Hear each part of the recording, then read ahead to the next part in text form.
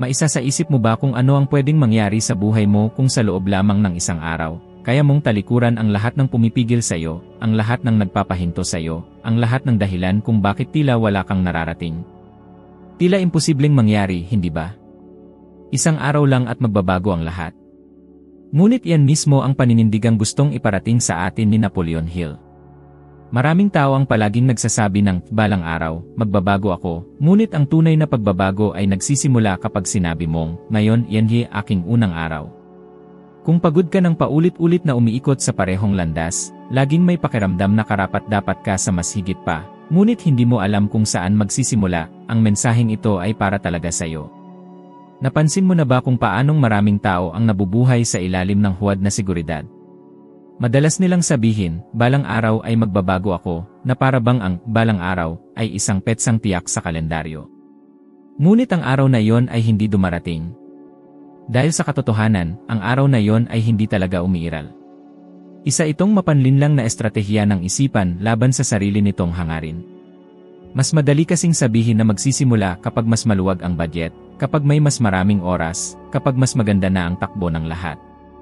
Ngunit ano ba ang ugat ng ganitong uri ng pag-iwas? Takot. Takot na mabigo. Takot sa opinyon ng iba. Takot na sumubok at matuklasang hindi sapat ang galing. At ang takot na iyan ang pumipigil sa kilos, kumakain sa mga pangarap, at ginagawang tagapanood ang mga taong may napakalaking potensyal sa sarili nilang buhay. Ngayon, sagutin mo ako, ilang beses ka nang nakaisip ng isang napakagandang ideya, ngunit hindi mo itinuloy? Ilang ulit ka nang tumingin sa salamin at naisip na, dapat mas malayo na ang narating ko ngayon? Hindi ikaw lang ang nakakaranas niyan. Iyan ang realidad para sa higit sa 72% ng mga tao. May isang pag-aaral mula sa Universidad ng Scranton na nagsasabing 72% ng mga tao ay hindi natutupad ang kanilang mga layunin tuwing bagong taon. At hindi ito dahil kulang sila sa kakayahan. Ito ay dahil naghihintay sila. Naghihintay sa tamang sandali na hindi kailanman dumarating. Samantala, ang oras, ang yaman na hindi na maibabalik, ay patuloy na umaagos. Kasama nito, unti-unting nawawala rin ang tiwala sa sarili. Ang tanging bagay na nagkakaiba sa pagitan ng mga taong nakakamit ang kanilang mga pangarap at ng mga taong nananatiling nangangarap lang ay hindi talino o swerte. Ang tunay na pagkakaiba ay ang tapang na magpasya kahit natatakot. Ang lakas ng loob na maglagay ng unang araw sa kalendaryo, hindi bilang pangarap kundi bilang aksyon. Sabi nga ni Napoleon Hill, ang pinakamalaking panganib ay hindi ang pagkakamali, kundi ang kawalan ng desisyon. Sa kanyang mga dekadang pakikipanayam sa mga pinakamatagumpay na tao sa buong mundo, nakita niyang iisa ang kanilang pagkakatulad, lahat sila ay kumikilos kahit walang kasiguraduhan ng tagumpay. Isipin mo si Thomas Edison. Nabigo siya ng libo-libong beses habang sinusubukang lumikha ng gumaganang bombilya. Ngunit sa bawat araw na lumilipas, pinipili niyang ang araw na iyon ay maging panibagong unang araw. At ang paulit-ulit niyang pagsubok ang literal na nagbigay liwanag sa buong mundo. Ngayon, isipin mo ito, paano kung naghintay si Edison ng perpektong pagkakataon? Paano kung sinabi niya, balang araw, susubukan ko ulit?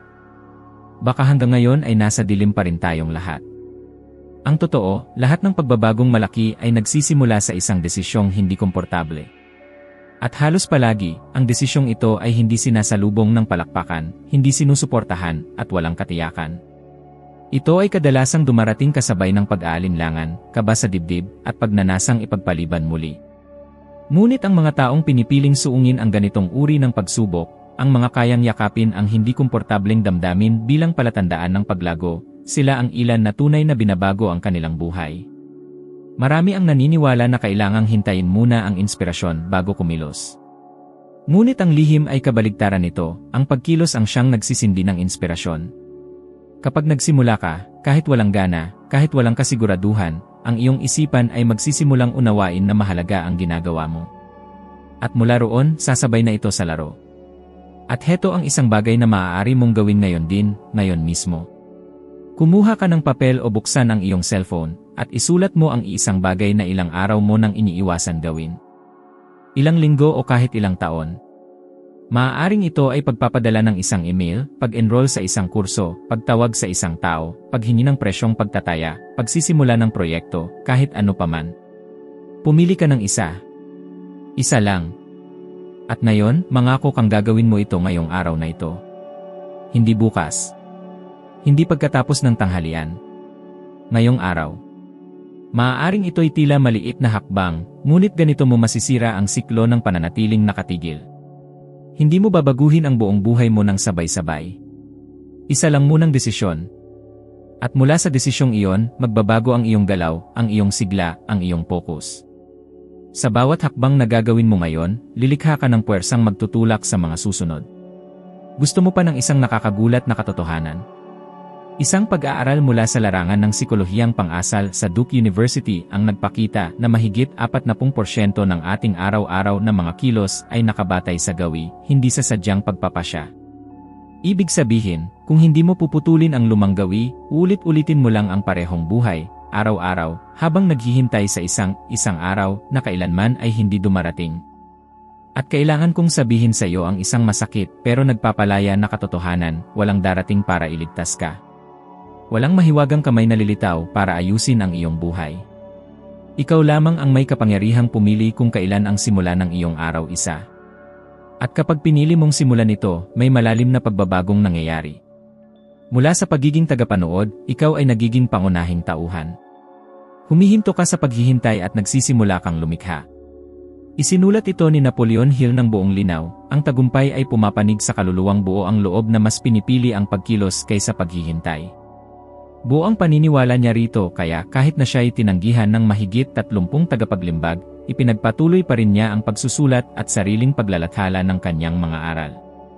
Siya ay pinagtawanan, nakaranas ng matinding kahirapan, at hinarap ang personal na mga krisis. Ngunit sa kabila nito, araw-araw, pareho ang kanyang ginagawa, bumabangon at pinipiling kumilos. At iyan ang dahilan kung bakit hanggang ngayon, ilang dekada matapos siyang pumanaw, pinag-uusapan pa rin natin siya. Dahil mas malaki ang kanyang mga aksyon, kaysa sa kanyang mga takot. At iyan mismo ang kailangan mong gawin ngayon. Walang halaga kung nasaan ka man ngayon, o gaano man ito kahirap. Ang mahalaga ay kung ano ang gagawin mo sa meron ka ngayon. Kaya tatanungin kita, magpapatuloy ka bang magsabi ng iisang araw? O gagawin mo ngayong araw ang tunay mong araw isa? Naranasan mo na bang pakiramdam mo ay todo ang iyong pagsisikap, abala ka buong araw, ngunit para bang hindi ka umuusad? Pakiramdam mong nagtatrabaho ka, tumatakbo, napapagod, pero sa huli ng araw, para bang wala kang narating? Ganyan mabuhay ang karamihan ng mga tao. At ang problema ay hindi kakulangan sa kakayahan, ni sa sipag, kundi sa kakulangan sa malinaw na direksyon. Dahil kung wala kang malinaw na layunin, nauubos lang ang iyong lakas sa mga bagay na wala namang patutunguhan. Sabi ni Napoleon Hill, kung walang tiyak na layunin, ang iyong mga pagsusumikap ay ikakalat lamang na parang mga dahon sa hangin. At tama siya. Ang pagkakaroon ng layunin ay parang pagkakaroon ng parola sa gitna ng bagyo. Kahit pa malalaking alon ang sumalubong sa iyo, alam mo kung saan ka dapat sumagwan. Alam mong bakit ka bumabangon, bakit mo nilalabanan ang pagod, bakit ka nagpapatuloy kahit tila lahat ay nagkakagulo. Ngunit ang bagay na tunay na pumipigil sa mga tao sa paghahanap ng layunin ay hindi ang kakulangan sa kaalaman, kundi ang tahimik na paniniwala na wala silang layunin. Sinasabi nila, hindi ko alam ang gusto ko, wala akong talento, wala namang bagay na nagpapasigla sa akin. Pero ito ay kasinungalingang inuulit-ulit ng araw-araw na rutina hanggang sa ito ay paniwalaan natin. Napansin ni Hill ang ganitong gawi habang pinag-aralan niya ang daan-daang matagumpay na kalalakihan at kababaihan. Lahat sila, walang pagbubukod, ay alam ng malinaw kung saan nila nais makarating. Hindi basta-basta. Hindi hilaw. Alam nila ng eksakto kung ano ang kanilang binubuo. Hindi sila naghihintay ng banal na inspirasyon, ni ng isang mahiwagang tawag. Pinipili nila ang isang layunin at buong puso silang nag-aalay dito na parang ito na ang pinakamahalagang misyon sa buong mundo. At sa totoo lang, ganoon nga ito kahalaga. Si Walt Disney, halimbawa, ay hindi ipinanganak na henyo. Siya ay isang batang lumaki sa kahirapan, nagbebenta ng dyaryo, at gumuguhit ng mga daga sa papel. Ngunit sa loob ng kanyang isipan, may isang mundo kung saan ang imahinasyon ay mas makapangyarihan kaysa sa mga limitasyon ng realidad. Pinili niyang lumikha ng isang lugar kung saan muling makakapangarap ang mga matatanda na parang mga bata. At dahil sa linaw ng layuning ito, kinaya niyang lampasan ang pagkabangkrap, mga batikos, pagtanggi, at mga hadlang na maaaring sumira sa sinuman na walang malinaw na direksyon sa buhay. Hanggang ngayon, nararamdaman pa rin ang kanyang naiwan dahil alam niya ng eksakto kung ano ang gusto niyang itayo. Ngayon, pag-isipan mo ang sarili mo. Kung tatanungin kita, ano ang pamana na nais mong iwan? Kaya mo bang sagutin agad? Kung bigla kang mawala ngayon, anong bakas ang iwan mo sa mundo, sa iyong pamilya, sa iyong mga kaibigan, at sa sarili mo? Ang sagot sa mga tanong na ito ay hindi karangyaan. Isa itong pangangailangan. Dahil kung wala kang malinaw na layunin, kahit anong abala ay nagiging pangunahing gawain. At iyan mismo ang naglalayo sa iyo mula sa dahilan kung bakit ka naririto.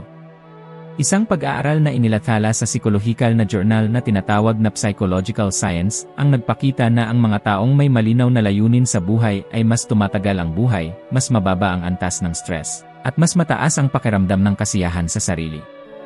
Ibig sabihin, ang kaalaman kung bakit ka narito ay hindi lang usaping pilosopikal. Isa itong usapin ng emosyonal at pisikal na kaligtasan. Dumaan din si Napoleon Hill sa ganitong yugto. Sa kanyang kabataan, hindi niya alam kung ano talaga ang gusto niya. Sinubukan niyang maging abogado, naging mamamahayag, at naranasan ang maraming krisis sa pananalapi. Ngunit nang makapanayam niya si Andrew Carnegie, ang pinakamayamang tao sa buong mundo noong panahong iyon, nagdilim ang ulap sa kanyang isipan. Tinanong siya ni Carnegie, papayag ka bang gugulin ang susunod na 20 taon ng iyong buhay sa pag-aaral sa mga pinakamatagumpay na tao sa kasaysayan upang makalikha ng isang pilosopiya ng tagumpay? Sumagot si Hill ng, at ang na iyon ang humubog sa buong natitirang bahagi ng kanyang buhay. Higit sa 20 taon siyang naglaan ng panahon para rito, kahit walang katiyakan nakikita siya. Bakit? Sapagkat malinaw ang kanyang layunin. Alam niya kung ano ang dapat niyang gawin. At iyan ang dahilan kung bakit naging isa siya sa mga pinaka-impluensyal na may akda sa lahat ng panahon. Ang ganitong uri ng linaw ay hindi eksklusibo para sa mga henyo. Isa itong pagpili. Isa itong desisyon. At ito ay maaari mong gawin sa mismong sandaling ito. Tigilan na ang paniniwalang ang layunin ay malayo, mahirap maabot, at para lamang sa ilan. Maaring nasa harap mo na ito, nakapaloob sa kung ano ang tunay mong mahal gawin, sa mga bagay na nagpapagalit sa iyo, o maging sa sakit na iyong naranasan. Ang layunin ay hindi isinilang sa ginhawa. Isinilang ito mula sa matinding kagustuhang baguhin ang isang bagay sa sarili o sa mundo. Kaya kung pakiramdam mo'y nabubuhay ka na lamang sa otomatikong kilos, na nawalan na ng sigla ang iyong buhay, na abala ka sa maraming bagay ngunit kakaunti ang iyong tunay na natatapos, maaaring hindi ikaw ang problema. Maaaring ang tunay na suliranin ay ang kawalan ng bakit. At kung iyan nga ang kaso, tandaan mong ang lunas ay nasa kakayahan mong huminto muna sa lahat ng ginagawa mo at tapat na sagutin ang tanong na ito, saan nga ba ako patungo? At ang mas mahalaga, ito ba ay lumalapit sa mga bagay na tunay na mahalaga sa akin? Ang iyong pinipiling layunin ngayon ang magiging kumpas na maglalabas sa iyo mula sa pagkakatigil.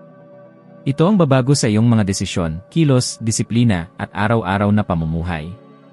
Hindi ito mahika. Isa itong malinaw na intensyon na isinabuhay.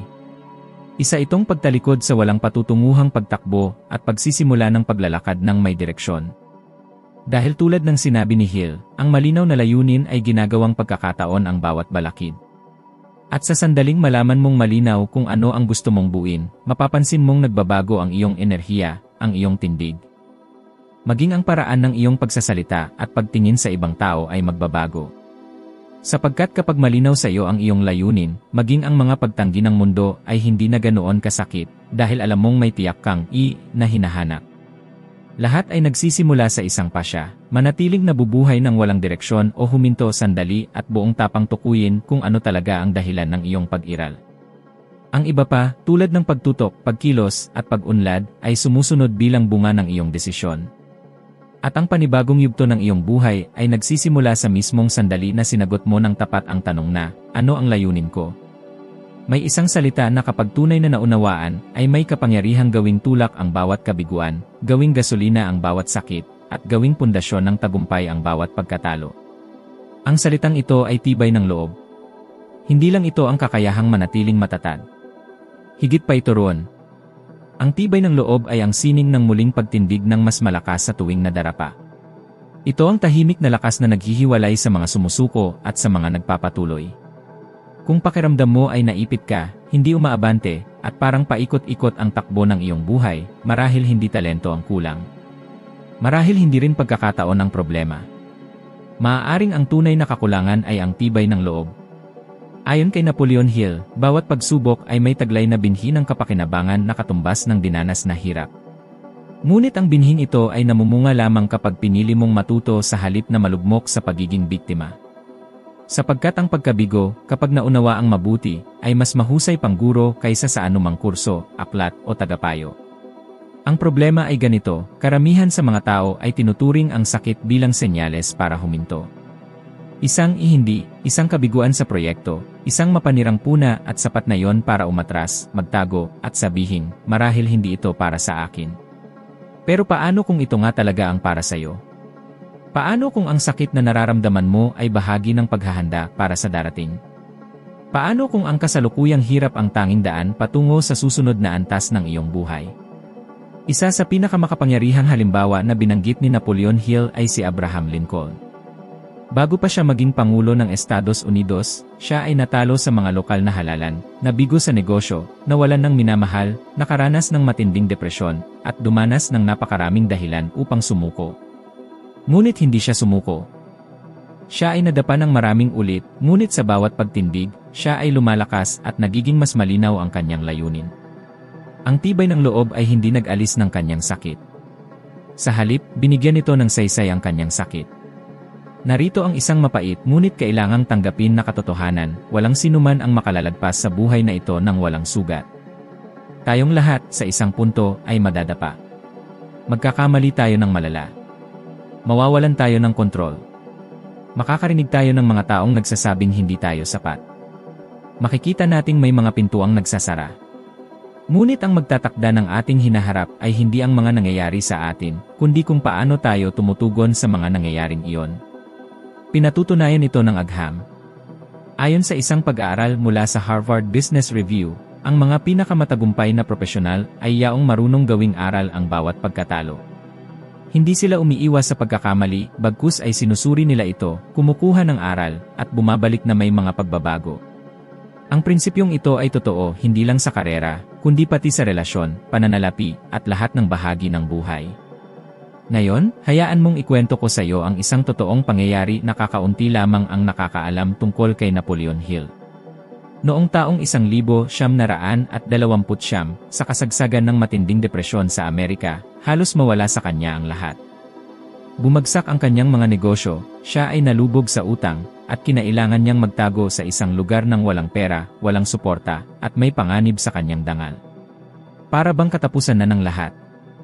At sinuman sa kanyang kalagayan ay marahil sumuko na.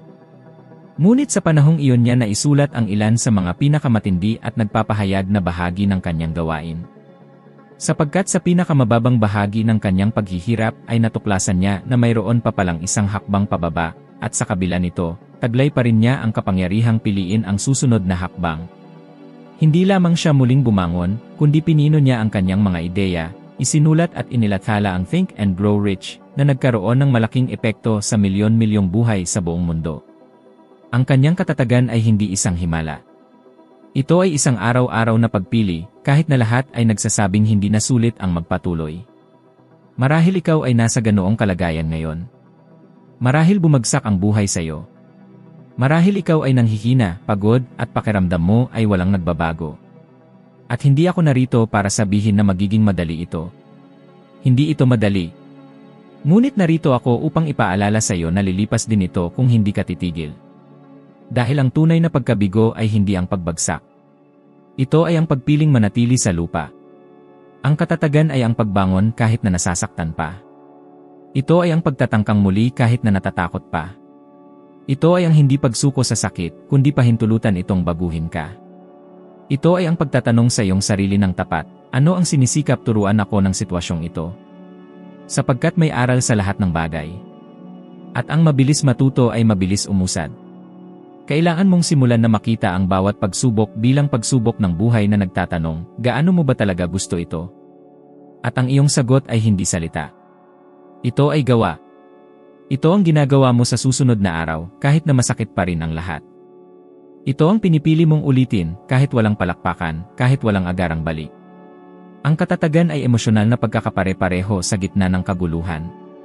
At ito ay hindi katangian ng mga espesyal na tao. Ito ay isang kakayahang maaaring hasain. Pinapalakas mo ang iyong katatagan tulad ng pagpapalakas ng kalamnan. Sa bawat pagkakataong tumatanggi kang sumuko, ikaw ay nagsasanay. Sa bawat muling pagsisimula matapos ang kabiguan, ikaw ay nagsasanay.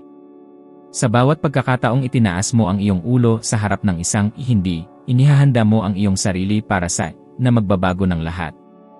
At alam mo ba ang pinakamaganda sa lahat?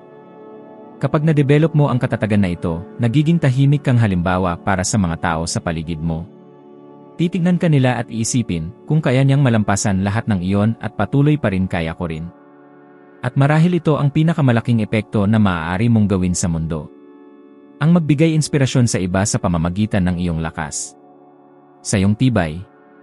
Sa iyong tapang na magpatuloy, kahit na lahat ng dahilan ay nagsasabing tapusin na.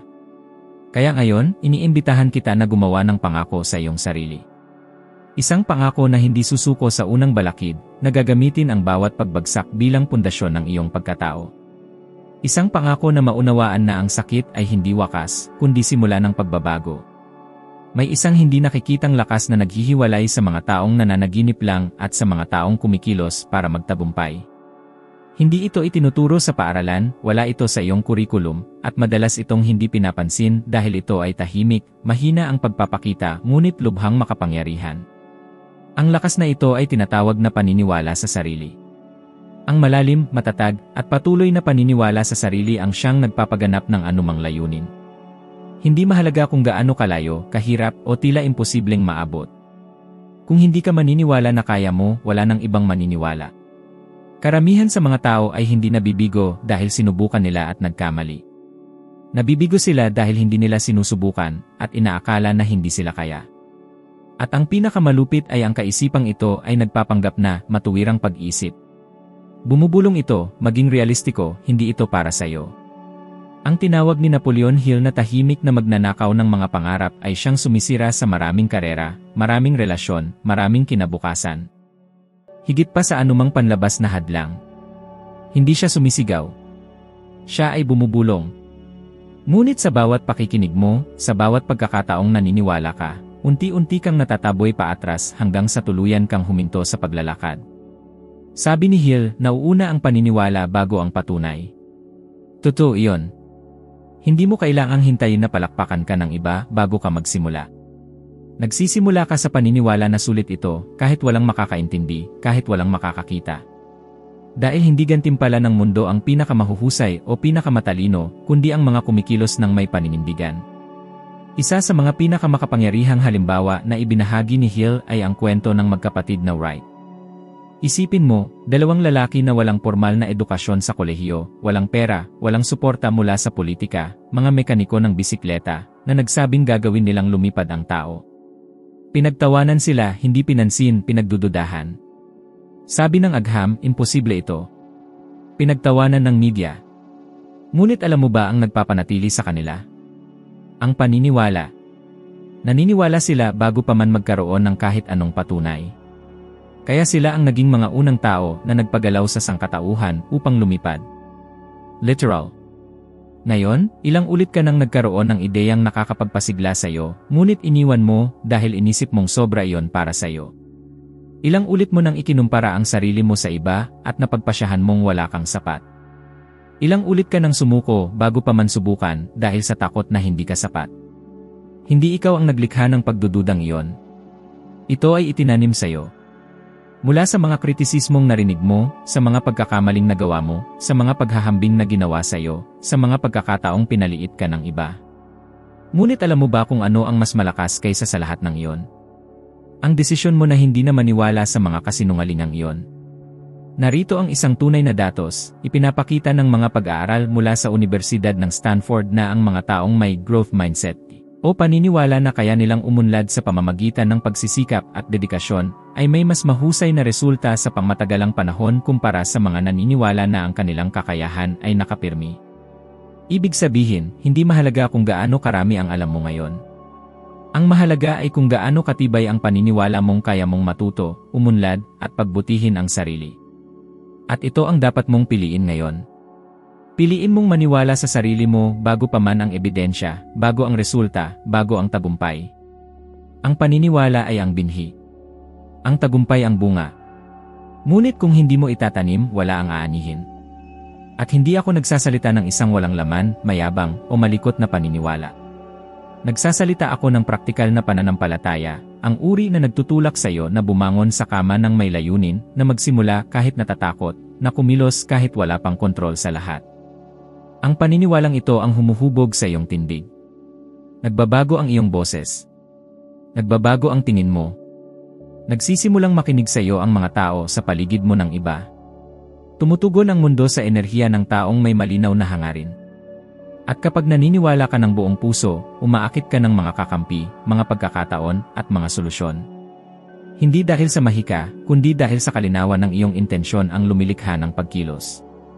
Ngayon, hayaan mong itanong ko ang isang mahirap ngunit kailangang tanong, ilan na kayang pagkakataon ang nawala sa iyo dahil hindi ka nagtitiwala sa sarili? Maging tapat. Dahil hanggat patuloy mong tinitingnan ang sarili mo bilang maliit kaysa sa tunay mong halaga, patuloy ka ring magpapakasaya sa mas mababa kaysa sa nararapat para sa iyo. Ang malaking pagbabago ay nangyayari sa sandaling maunawaan mong hindi mo na kailangang maghintay pa. Hindi kailangang hintayin ang tamang panahon, ang pag-apruba ng iba, o ang pakiramdam na handa ka na. Nagsisimula ang lahat kapag pinili mong kumilos, kahit may takot, kahit walang kasiguraduhan. Ang pinakamahalagang punto dito ay simple, ngunit makapangyarihan. May kapangyarihan kang baguhin ang buhay mo sa loob lamang ng isang araw, basta't piliin mong magsimula ngayon. At kung nakaramdam ka ng koneksyon sa mga sinabi ko, ang susunod na video na lalabas sa screen ay magdadala sa iyo ng mas malayo pa. Dito, akyat ka ng isa pang hakbang sa iyong pag-unlad ng karunungan at gagawa ka ng isang hakbang patungo sa iyong pagbabago upang maging 1% na mas mabuti kaysa sa kasalukuyan. Maraming salamat sa pagiging kasama ko. Hintayin kita sa susunod na video.